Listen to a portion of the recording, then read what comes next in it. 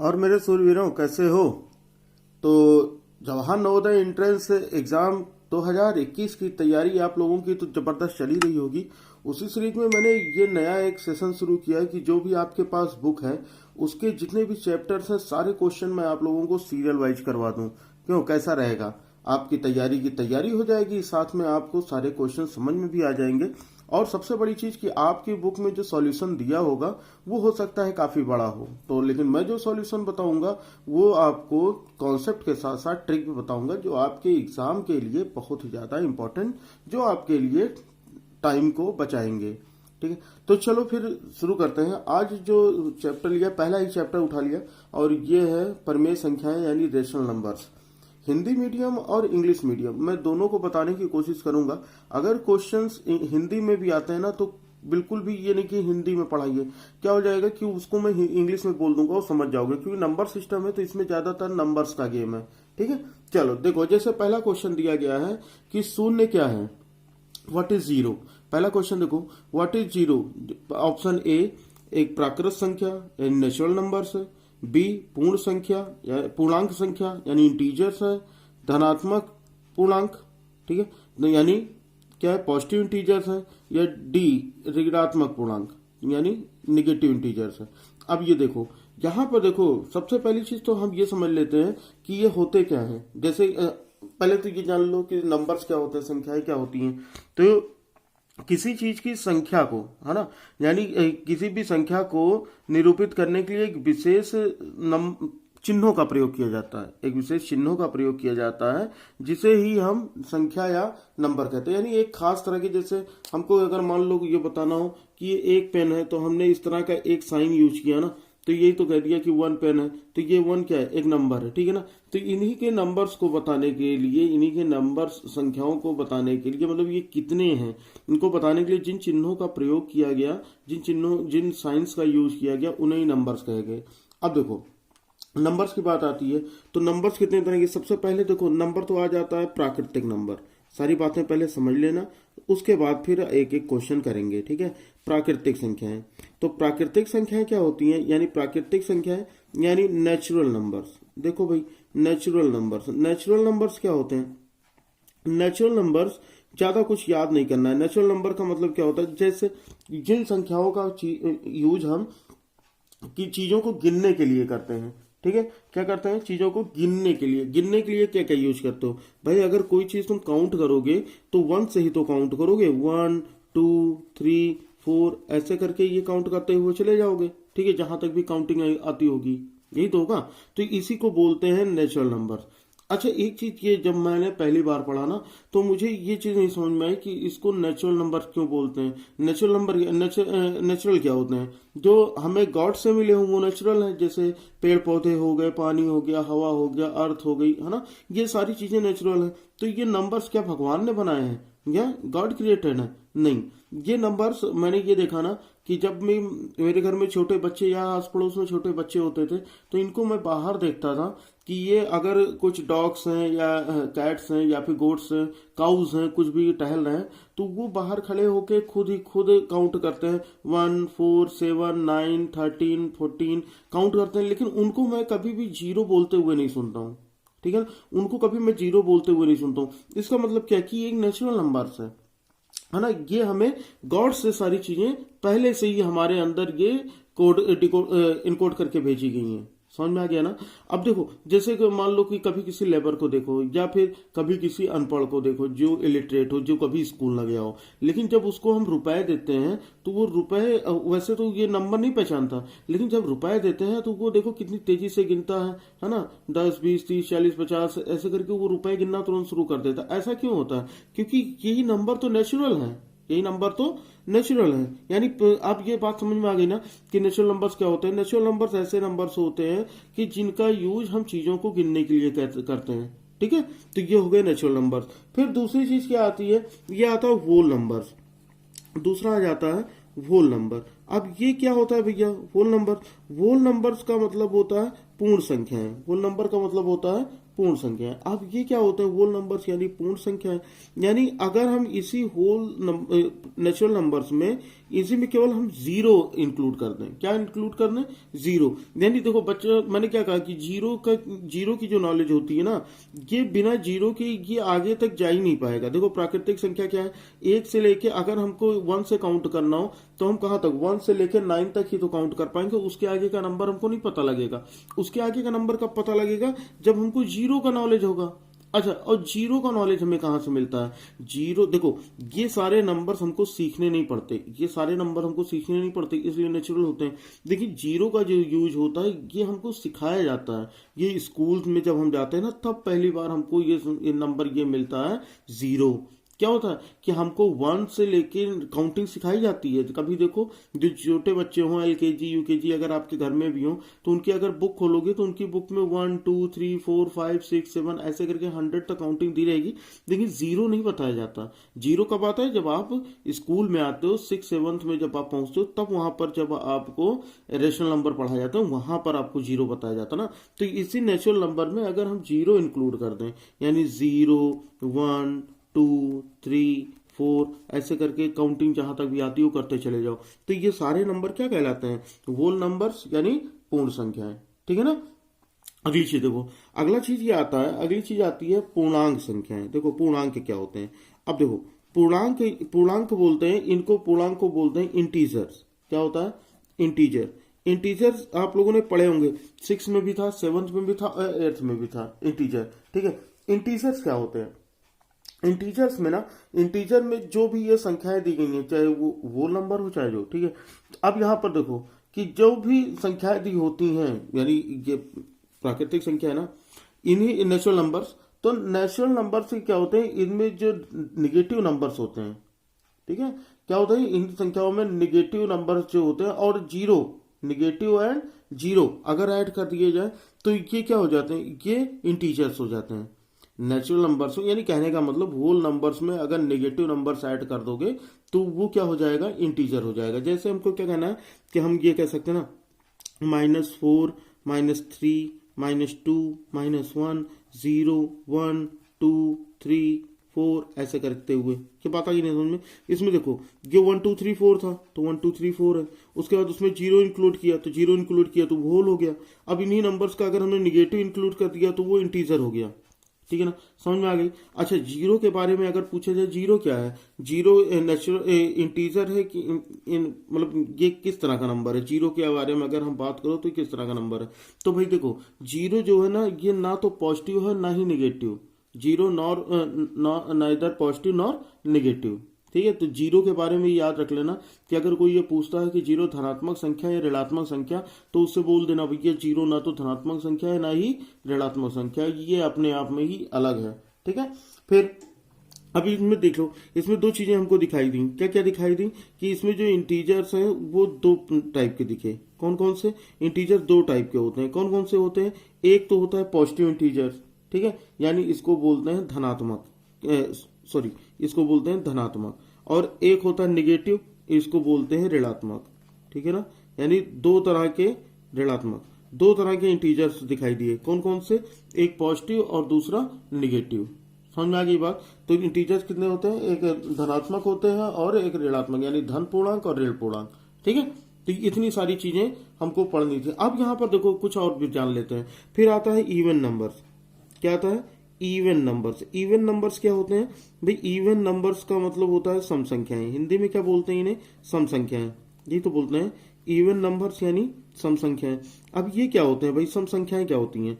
सम संख्याएं होती है ना कि कोई भी ऐसा नंबर जो कि डिविजिबल बाय 2 हो। ये बस खाली इतना याद रखना है, ठीक है, डिविजिबल बाय 2, यानी कोई भी ऐसा नंबर जो डिविजिबल बाय 2 हो, तो वो क्या हो जाएगा? यानी 2 से भाज्य हो।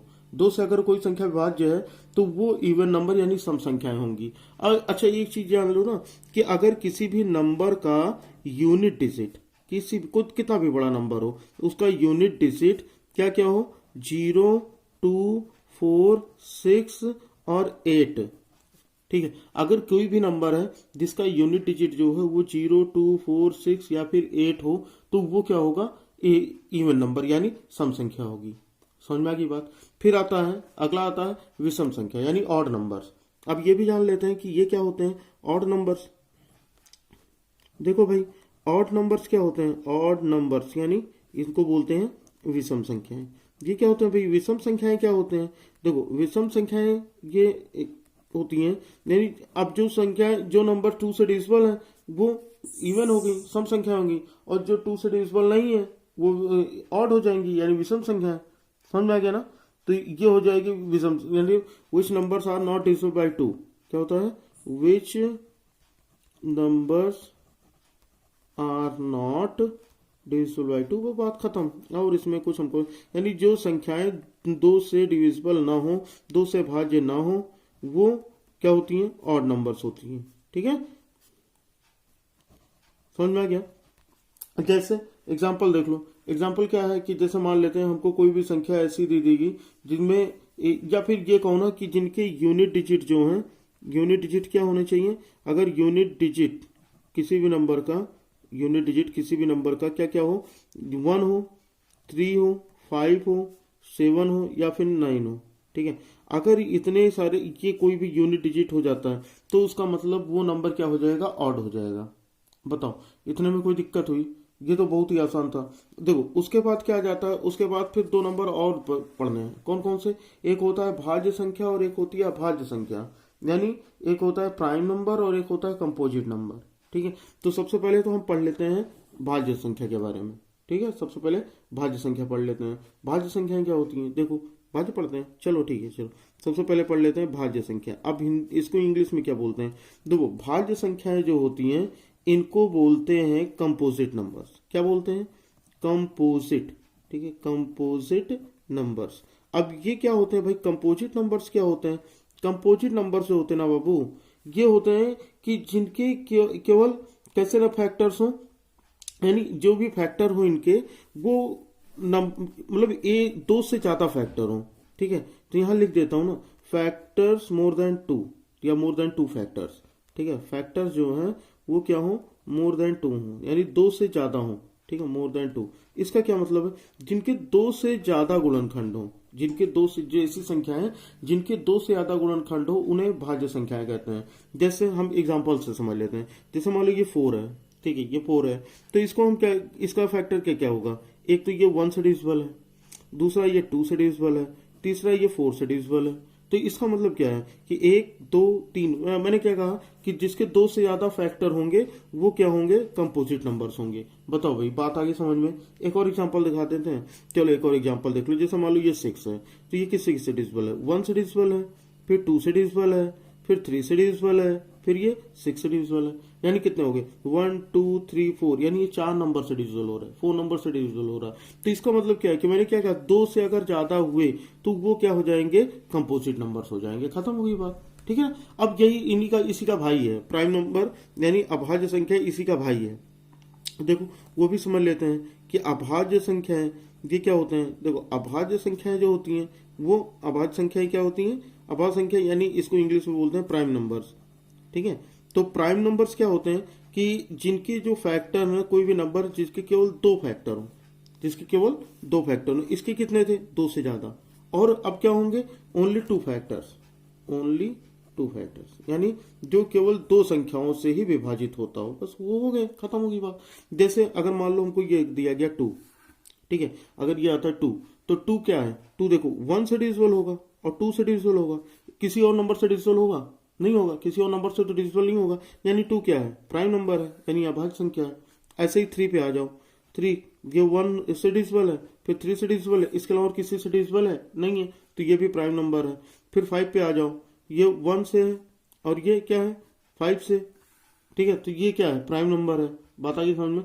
अच्छा, और देख लेते हैं 9 क्या है, ये प्राइम नंबर या कंपोजिट, 9 क्या है, प्राइम नंबर या कंपोजिट, भाई बताओ 9 क्या है, प्राइम है या कंपोजिट। बहुत अच्छे, सब सबको समझ में आ रहा है।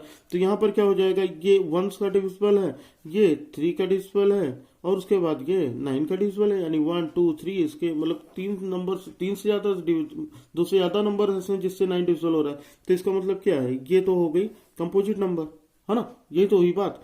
अब देखो एक क्वेश्चन ये आता है ना कि सबसे छोटी भाज्य संख्या बताओ, सबसे छोटी भाज्य संख्या यानी स्मॉलेस्ट कंपोजिट नंबर।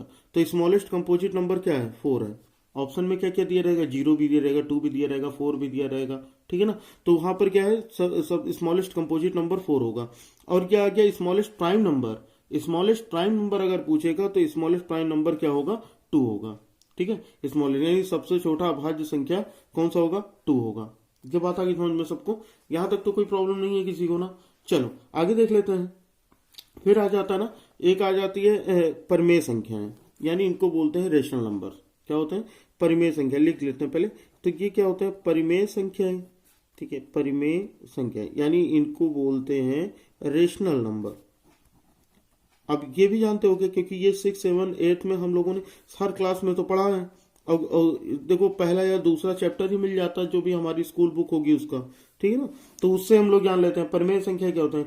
यानी रेशनल नंबर वो होते हैं ना ऐसे नंबर जिनको हम p/q के फॉर्म में लिख सकें, जिनको हम p/q के फॉर्म में, यानी ये हो जाएगा न्यूमरेटर और ये हो गया डिनोमिनेटर, इस तरह लिख सकें। लेकिन जो डिनोमिनेटर है वो कभी भी 0 नहीं हो सकता, ठीक है। ये बात समझ लेना, डिनोमिनेटर कभी भी 0 नहीं हो सकता। तो इस तरह से जो नंबर लिखे जाते हैं उन्हें रेशनल नंबर यानी परिमेय संख्याएं कहते हैं। जैसे एग्जांपल में बता देता हूँ, जैसे एग्जांपल समझना, ठीक है। एग्जांपल देखो क्या है कि अगर मान लो ये क्वेश्चन हो जाए ना कि जैसे कह दिया जाए कि 3/5, तो 3/5 क्या है, रेशनल नंबर ही तो है। 3/5 क्या है, रेशनल नंबर भी तो है। जैसे अगर आ गया 7/11, तो ये क्या है, रेशनल नंबर ही तो है। बताओ भाई, समझ में आ रहा है ना। जैसे आ गया 2/3, तो ये क्या है, रेशनल नंबर ही तो है।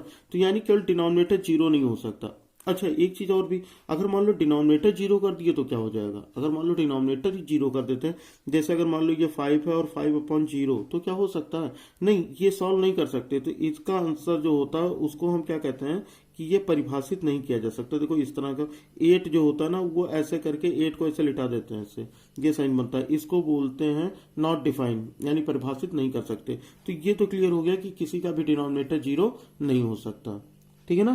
परिमेय संख्या समझ में आ गई। फिर देखो, फिर अगला जो आता है वो आती है अपरिमेय संख्याएं। समझ लेना क्या आती है, अपरिमेय संख्याएं। अब ये क्या होती हैं, अपरिमेय संख्याएं क्या होती हैं, इनको इंग्लिश में बोलते हैं इरेशनल नंबर। क्या बोलते हैं, इरेशनल नंबर, ठीक है। इसके बारे में समझ लेते हैं कि ये इरेशनल नंबर क्या होते हैं, कि यानी इनको p/q के फॉर्म में नहीं लिखा जा सकता। जिनको p/q के फॉर्म में लिख सको वो रेशनल, और जिनको p/q के फॉर्म में नहीं लिख सको वो इरेशनल, ठीक है ना। और ये संख्याएं कैसी होती हैं, जैसे कि हो गया √2, √5, √7, ये हो गया ना। तो ठीक है, या फिर पाई, बताओ बात आई समझ में, ठीक है ना, पाई।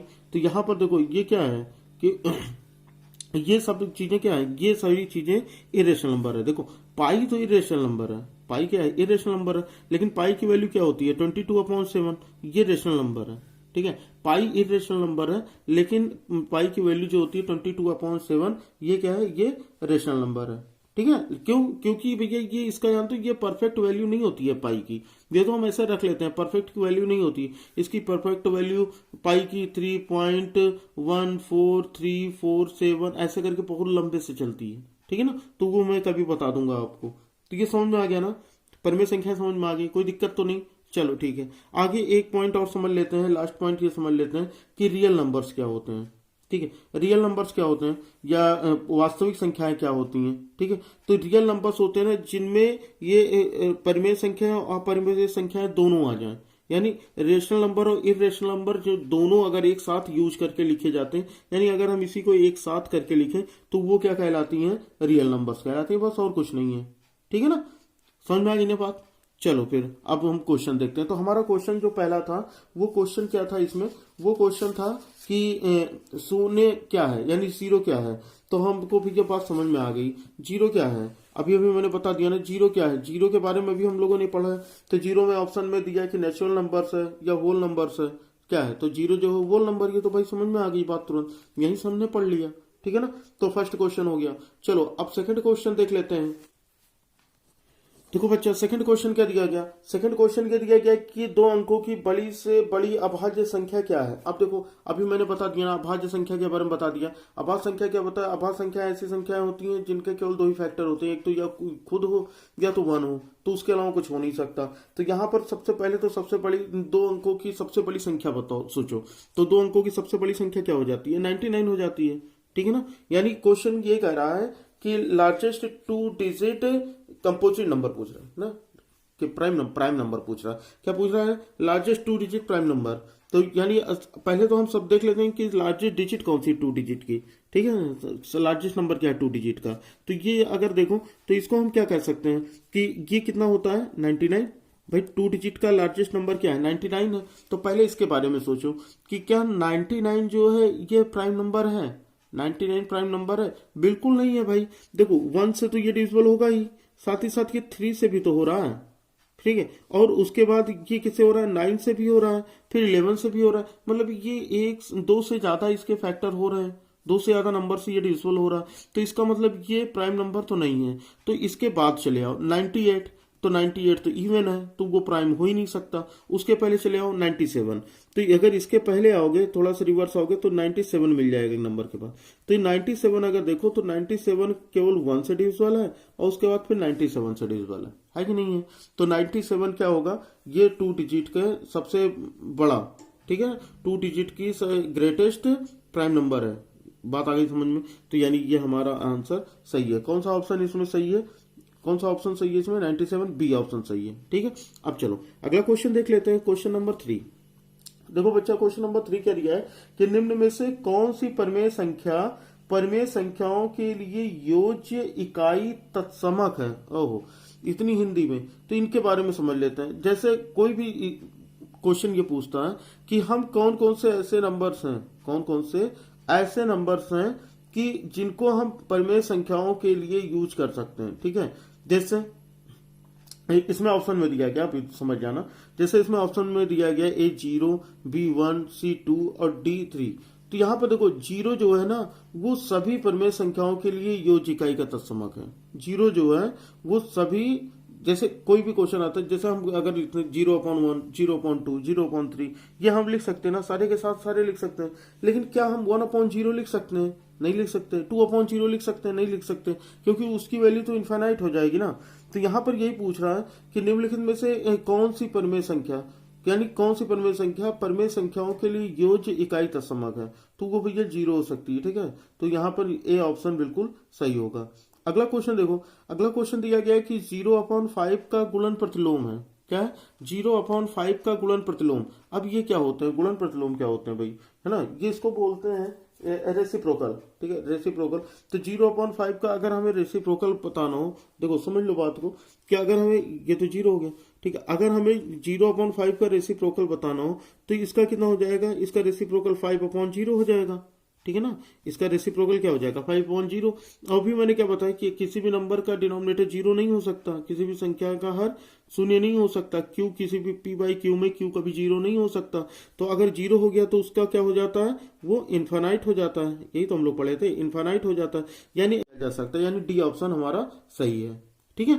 फिर देखो क्वेश्चन नंबर 5 जो है ये पूछ रहा है कि ये किससे बात, सबसे बड़ी संख्या, देखो कुछ बड़ी संख्या दी गई है। क्या क्या दिया गया?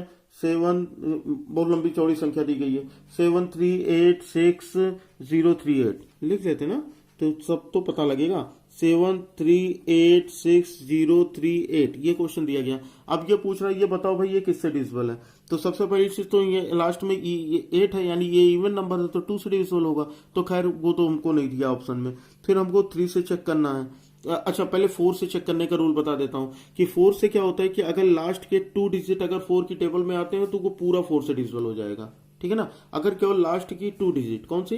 लास्ट की 2 डिजिट अगर आई तो यहाँ देखो 38 क्या 4 से डिविजिबल है? 38 4 से डिविजिबल नहीं है, तो इसका मतलब ये पूरा नंबर 4 से डिविजिबल नहीं होगा, यानी 4 से तो काम खत्म। उसके बाद अगली संख्या आ जाती है 9। तो 9 से हम 3 और 9 से चेक करने का क्या रूल है? 3 और 9 से चेक करने का क्या रूल है भाई? 3 और 9 से इन सभी को प्लस कर लो, इन सभी को प्लस करके देख लो, जैसे मैंने यहाँ पर किया। 7 + 3 कितना हो जाएगा? 10 हो जाएगा। 10 और 8 प्लस करेंगे कितना हो जाएगा? 10 + 8 18 हो गया। 18 + 6 करोगे कितना हो जाएगा? 24 हो जाएगा। 24 + 8 करोगे 32 हो जाएगा। 32 और 3 करोगे कितना हो जाएगा? 32 और 3 35, यानी 35 ना 3 से डिविजिबल है ना ही 9 से डिविजिबल है। तो इसका मतलब 3 और 9 से भी नहीं होगा। तो हमारे पास आखिरी ऑप्शन मिल गया 11, तो यानी ये संख्या 11 से डिविजिबल है। अच्छा, एक चीज और भी कि अगर हमें चेक करना हो कि 11 से डिविजिबल है तो हम कैसे चेक करेंगे? तो इनके जो देखो ये ऑड प्लेस के नंबर है इनका सम कर लो, ऑड प्लेस के जो नंबर है इनका सम कर लो।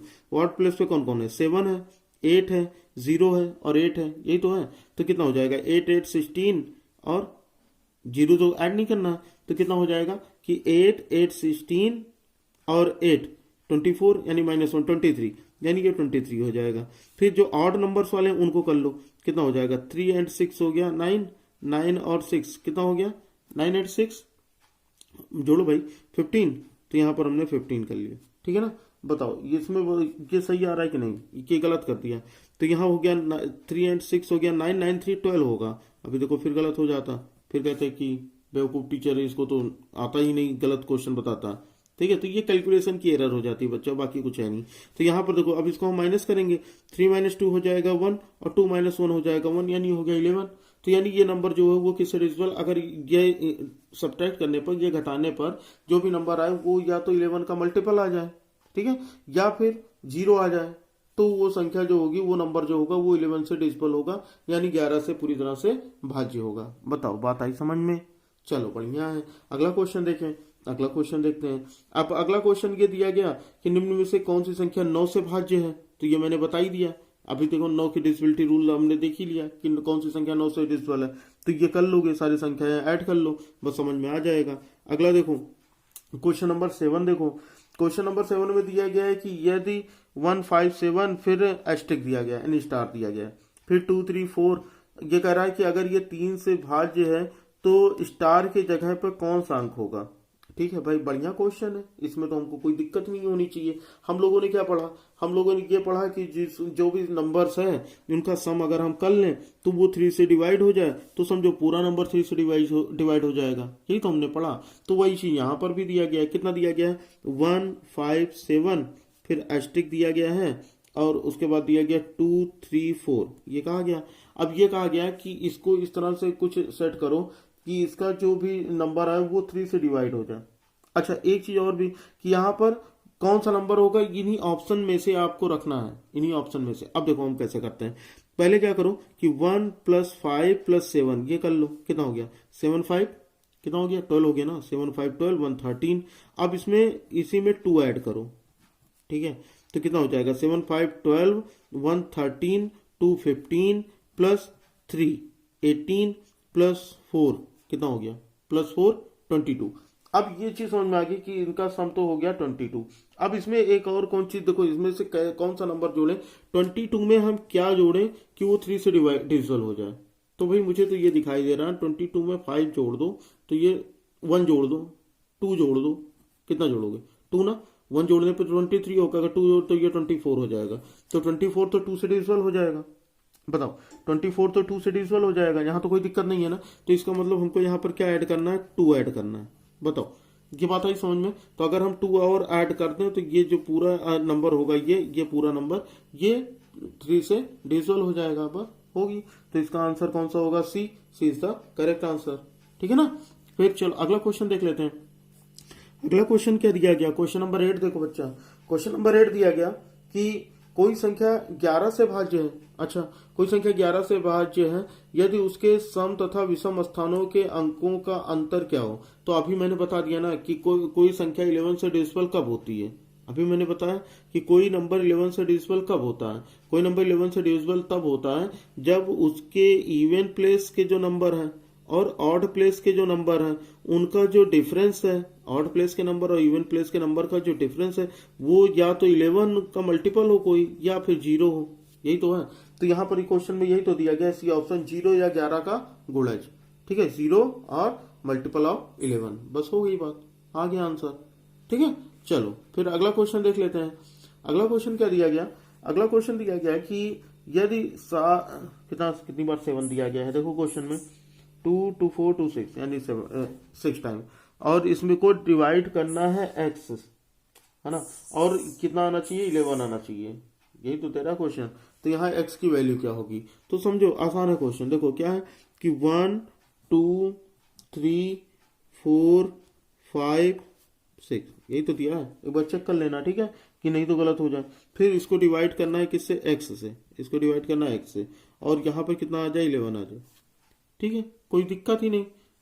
कोई दिक्कत है क्या इसमें? कोई दिक्कत नहीं है भाई। हम क्या करेंगे, इसको करने का तरीका ये होता है ना कि डिवाइड अगर इक्वल की दूसरी तरफ जाता है तो मल्टीप्लाई हो जाता है, बात खत्म। और मल्टीप्लाई दूसरी तरफ आता है तो डिवाइड हो जाता है। ये तो मैंने पढ़ा है ना, ये तो मैंने पढ़ा है, बहुत अलजेब्रा में भी पढ़ाया था। तो वही चीज यहाँ पर करना है। यहाँ पर क्या करोगे, x को इधर कर दो, 11 को इधर कर दो। जब भी इस तरह का डिवाइड मिले ना तो ये वाला जो नंबर होगा वो उधर जा सकता है और इधर जो नंबर होगा वो इधर आ सकता है। अच्छा, एक चीज ये नहीं समझ में आती, चलो ये हम कर लेते हैं कि यहाँ पर इसको हम क्या करेंगे, A1 2 3 4 5 6 ये हो गया। अच्छा, ये डिवाइड है तो डिवाइड को हम क्या कर सकते हैं, मल्टीप्लाई लगा के इसको 1/x तो लिख ही सकते हैं। ठीक है, इज इक्वल्स टू 11। ये बात आ गई समझ में। अब यहाँ देखो, ये इसका डिवाइड है तो ये इधर जाएगा तो क्या हो जाएगा, मल्टीप्लाई हो जाएगा। समझ लेना पूरी तरह से ना, ये तो यहाँ भी समझ गए होगे। तो यहाँ इसको हम इधर लेके जाएंगे तो ये क्या हो जाएगा, ये मल्टीप्लाई हो जाएगा। तो यानी इसको हम क्या लिख सकते हैं, 11x इज इक्वल्स टू 1 2 3 4 5 6, यानी ये इतना हो गया। अब ये इसका मल्टीप्लाई है, हमें x की आंसर, x की वैल्यू निकालनी है तो ये इधर आएगा तो डिवाइड हो जाएगा। ठीक है, तो यहाँ पर क्या हो जाएगा, x इक्वल्स टू 1 2 3 4 5 6, ठीक है, अपॉन 11। हो गई बात। अब ये डिवाइड कर लो तो कितना हो जाएगा, 11 7 जा 77, ये हो गया। अब ये तो जाएगा नहीं तो यहाँ पर 0 लगा देंगे, फिर ये हो गया 77, हो गया। उसके बाद फिर ये नहीं जाएगा तो यहाँ 0 लगा देंगे, फिर 11 7 जा 77, यानी जो आंसर होगा वो कितना हो जाएगा, 70707। बस हो गई बात, 70707। ठीक है, तो ये हो गया इसका आंसर। तो देख लो भाई, क्वेश्चन नंबर 8 में 8 नहीं है, ये तो क्वेश्चन नंबर 9 है। ठीक है, तो क्वेश्चन नंबर 9 है। ठीक है, 8 तो मैंने पहले बता दिया, 11 का डिविजल वाला। तो यानी इसका आंसर कितना आ गया, इसका आंसर आ गया 70707, यानी ऑप्शन ए इसका करेक्ट आंसर। ठीक है, चलो अगला क्वेश्चन देखो। अगला क्वेश्चन जो दिया गया वो दिया गया है कि निम्न में से कौन सी संख्या अपरिमेय है। ठीक है, तो ये क्या पूछ रहा है कि निम्न में से कौन सी संख्या अपरिमेय है। तो अपरिमेय मतलब इरेशनल, ये बताया था ना, इरेशनल नंबर कौन सा है। तो मैंने पहले ही बता दिया था कि ये इरेशनल नंबर कौन सा हो सकता है, यानी जिनको हम p/q के फॉर्म में नहीं लिख सकते उन्हें बोलते हैं इरेशनल नंबर। तो जो सिंबल्स होते हैं, जो रूट वाले नंबर होते हैं, ठीक है ना, यही तो था। तो उसमें मैंने पाई भी बताया था, याद है ना, मैंने उसमें पाई जब समझा रहा था स्टार्टिंग में तो उसमें पाई भी बताया था। यानी पाई जो है वो इसका, पाई जो है वो इरेशनल नंबर यानी अपरिमेय संख्या है। ठीक है, इसमें पूछा कौन सी संख्या अपरिमेय यानी इरेशनल है, तो इरेशनल इसमें पाई है, तो यानी बी ऑप्शन इसका करेक्ट ऑप्शन। ठीक है, समझ में आ रही है बात। तो इस तरह से ये सारे क्वेश्चन लगेंगे और बता देते हैं। चलो यहाँ पर देखो, अगला क्वेश्चन जो दिया गया वो दिया गया है कि निम्न में से कौन सी संख्या परिमेय है। अब देखो अगला क्वेश्चन जो पूछ रहा है ये परिमेय यानी रेशनल नंबर पूछ रहा है। तो रेशनल नंबर के बारे में क्या बता, देखो रेशनल नंबर में पहला जो नंबर दिया गया है √4, देखो ए ऑप्शन देखो क्या दिया है, √4 दिया है। तो √4 का देखो ये तो निकल सकता है किसका, 4 जो है ये किसका रूट है, 2 का, तो यानी ये तो 2 हो गया। तो 2 क्या होता है भाई, 2 जो होता है वो कैसा नंबर होता है, 2 तो रेशनल नंबर होता है ना, 2 रेशनल नंबर है। अच्छा कहते हो कैसे रेशनल नंबर है, इसका डिनोमिनेटर तो कुछ है नहीं, जो भी नंबर होता है सबको 2/1 लिख सकते हो कि नहीं लिख सकते हो, लिख सकते हो। यानी 1 2 3 4 5 6 7 8 9 10 ये कुछ भी हो ना, सारे के सारे रेशनल नंबर होते हैं। तो यानी यही 2 हमारा आंसर सही हो जाएगा। ठीक है, अगला क्वेश्चन देखो क्या दिया गया, इसमें पूछ रहा है निम्नलिखित में से परिमेय संख्या है। अब यह आगे भैया, तो इसमें पूछ रहा है कौन सी परिमेय संख्या है। तो इस क्वेश्चन का आंसर तुम लोग देना। ठीक है, ये क्वेश्चन मैं छोड़ दे रहा हूँ अभी, इस क्वेश्चन आज के लिए ये छोड़ दे रहा हूँ। इस क्वेश्चन का आंसर देखो आप लोग दो, सॉल्व करो। अगर सॉल्व कर पाते हो तो ठीक है, नहीं सॉल्व कर पाते हो तो ठीक है, मैं कल जब अगली क्लास लूंगा इसके आगे की तो मैं आप लोगों को बताऊंगा। अच्छा, ये कुछ लोगों की बुक से भी सारे क्वेश्चन मैच हो रहे होंगे, ठीक है, कुछ लोगों की बुक से भी सारे क्वेश्चन मैच हो रहे हैं, और जिनकी बुक से नहीं मैच हो रहे हैं वो मुझसे पूछ सकते हैं। कहाँ पे पूछ सकते हैं, अगर उनको कोई किसी क्वेश्चन में डाउट है तो वो कहाँ पूछेंगे, उनके लिए मैंने टेलीग्राम ग्रुप क्रिएट किया और उसका लिंक डिस्क्रिप्शन में पड़ा है। काफी सारे बच्चे हैं वहाँ पर, free of cost test, MCQs, science, math, English, Hindi, सारे चीजों के वहाँ पे टेस्ट हुआ करते हैं, तो जो कि काफी हेल्पफुल है आपके एग्जाम के लिए। ठीक है, तो जाकर तुरंत ज्वाइन कर लो, लिंक डिस्क्रिप्शन में है। और वीडियो अच्छी लगी हो तो वीडियो को लाइक कर दो, और अगर अभी तक चैनल को सब्सक्राइब नहीं किया है तो चैनल को सब्सक्राइब कर बेल आइकन को प्रेस कर लो, ताकि हमारे हर क्लास की नोटिफिकेशन मिले आपको सबसे पहले। तो चलो बच्चों, पढ़ते रहो, बढ़ते रहो, फिर मिलते हैं अगली क्लास में। जय हिंद, वंदे मातरम।